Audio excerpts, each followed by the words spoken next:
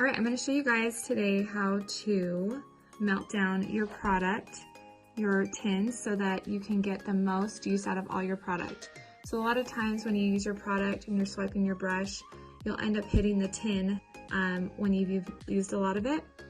And then there's still stuff in the corners. And so you want to make it so that you can access the stuff in the corners so that you can use all of the product.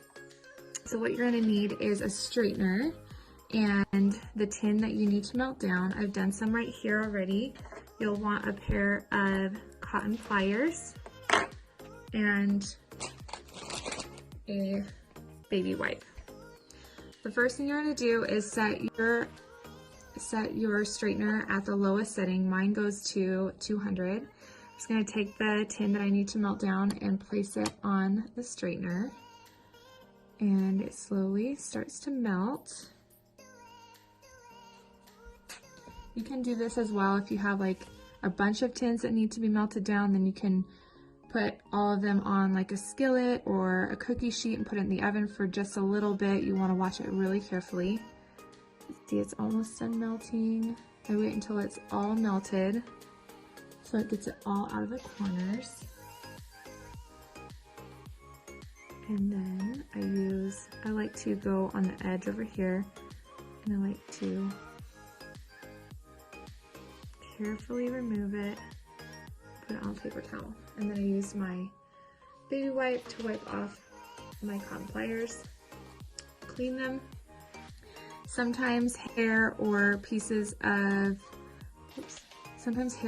these are kind of magnetic too. Like this thing is magnetic to that. I'm not sure if all cotton pliers are like that.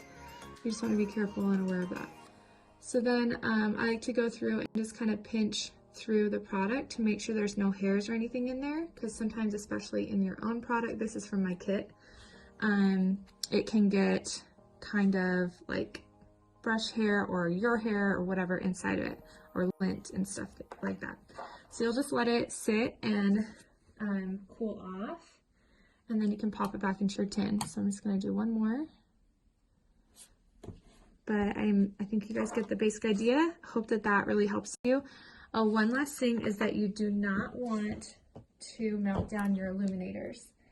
So like this illuminator right here that I scraped some out of for a sample for a customer, I don't want to melt that down because it has shimmer in it and it will go all the way to the bottom, and then you won't have the same effect that you would have if you just left it alone. So don't melt those down, just use your fingers and really try to get into the corners with those ones.